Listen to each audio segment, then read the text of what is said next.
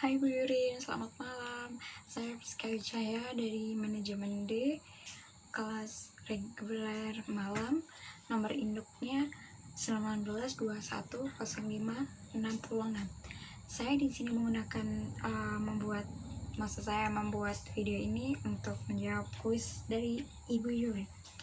Jadi yang pertama yaitu melihat fenomena tersebut.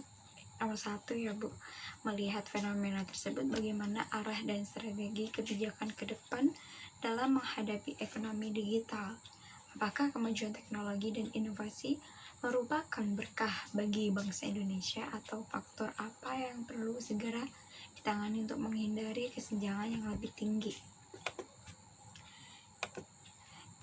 Jadi di sini untuk strategi pembangunannya transformasi digitalnya yaitu perluasan broadband atau penyediaan BDSL small akses internet satelit multifungsi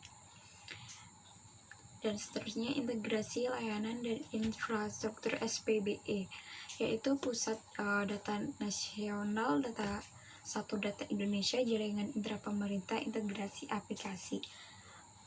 Selanjutnya pemanfaatan infrastruktur TIK atau pendidikan, kesehatan, sosial, pertanian, e-commerce, platform, industri 4.0,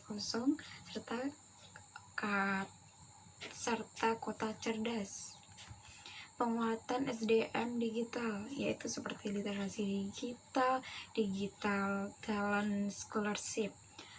Penguatan industri TIK dalam negeri yaitu penguatan TKDN, pengurangan perangkat ilegal. Yang selanjutnya adopsi teknologi Big Data, Internet of Things atau IoT. Sasaran pengembangan ekonomi kreatif digital di tahun 2025 yaitu ekonomi kreatif dan digital sebagai sumber pertumbuhan. Untuk tahun 2035, ekonomi kreatif dan digital sebagai penggerak ekonomi berbasis inovasi. Untuk 2045, Indonesia sebagai salah satu pusat ekonomi kreatif dan digital kelas dunia. Dan selanjutnya, konsep ekonomi digital yaitu mengutip report G20 Cina tahun 2016. Pengertian ekonomi digital mengacu pada berbagai aktivitas ekonomi yang meliputi penggunaan informasi dan pengetahuan digital sebagai faktor kunci produksi. Jaringan informasi modern atau modern information networks sebagai ruang aktivitas yang penting dan efektivitas penggunaan Information and Communication Technology atau ICT sebagai penggerak penting terhadap pertumbuhan produktivitas dan optimalisasi struktur ekonomi. Selanjutnya, salah satu tim OECD menekankan kembali bahwa digital ekonomi tidak bisa lepas dari berbicara mengenai teknologi dan pengaruhnya yang juga sangat luas. Setelah itu, pengembangan ekonomi digital tidak bisa lepas dari pengaruh teknologi. Teknologi dapat memudahkan masyarakat untuk mengakses suatu layanan atau mereplikasi intelijensia manusia sehingga membuat proses mekanisme bisnis manufacturing, pengambilan keputusan menjadi lebih mudah. Kehadiran ekonomi digital telah mengubah tatanan sistem yang telah ada. Kita lanjut untuk nomor 2. Nomor 2 yaitu melihat hal tersebut, bagaimana langkah Bank Sentral dalam menyikapi menurunnya globalisasi dan meningkatnya digitalisasi. Di sini untuk Bank Sentral perlu merespon era baru, khususnya sejak krisis keuangan global.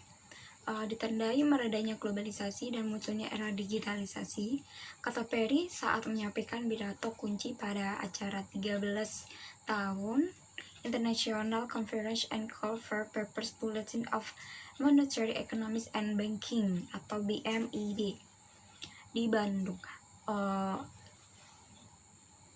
Perry menjelaskan ada 4 karakteristik yang menandai meredanya globalisasi dan menguatnya digitalisasi. Pertama, yaitu terjadi penguatan kondisi di mana sejumlah negara ini lebih mengendalikan internal dalam perdagangan ketimbang perdagangan internasional. Ini ditandai dengan terus berlangsungnya ketegangan perdagangan seperti perang dagang Amerika Serikat dengan Cina, perang dagang antara AS dan Uni Eropa, dan beberapa negara lainnya. Yang kedua, kata Perry, arus modal antar negara semakin bergejolak yang berdampak pada gejolak nilai tukar pula. Hal ini terjadi sejak periode taper tantrum. Dan ketiga, khususnya di negara-negara maju, respons kebijakan termasuk dari bank sentral tidak bisa hanya mengandalkan suku bunga. Dampaknya efektivitas kebijakan suku bunga khususnya di negara-negara maju guna mencapai stabilitas harga atau mendorong pertumbuhan menjadi kurang efektif. Dan yang terakhir, keempat, yaitu semakin maraknya digitalisasi di bidang ekonomi atau keuangan.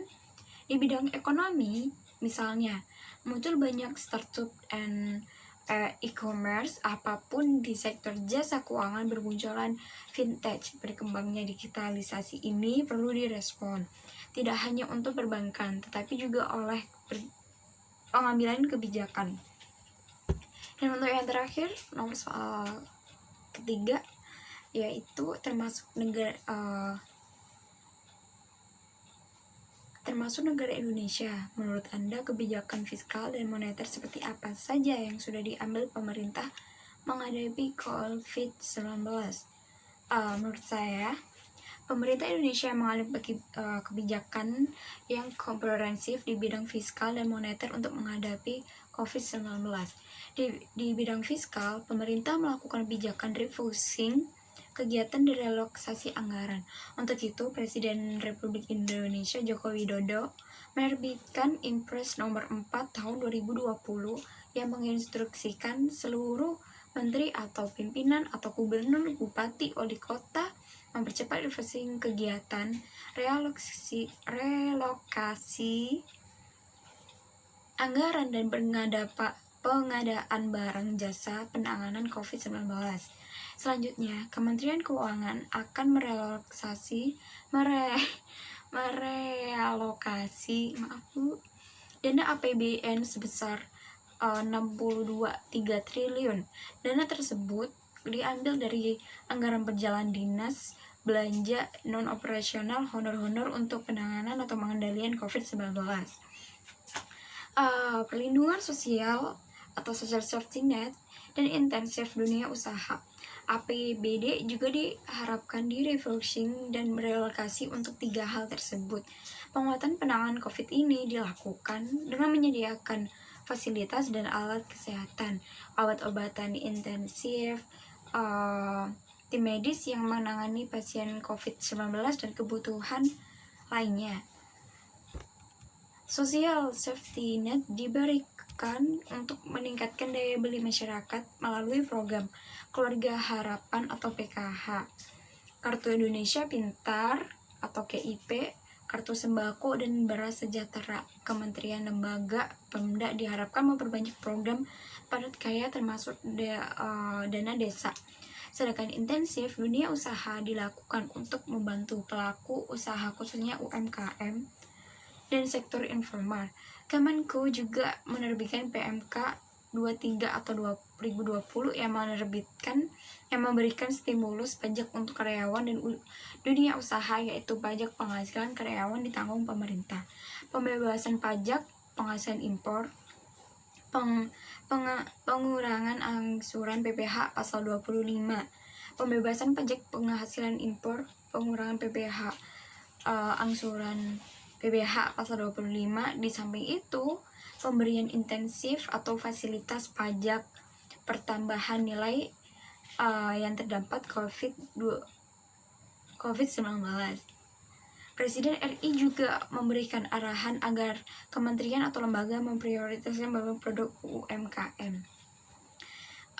Sekian dari jawaban kuis saya. kali ini mungkin ada salah kata atau apa kurangnya, mohon dimaafkan Bu, karena ini otak saya sudah tidak bisa berjalan lagi selama beberapa bulan. Dan terima kasih Bu Yurin, semoga harinya Bu Yurin happy and have a nice day Bu Yurin. Terima kasih.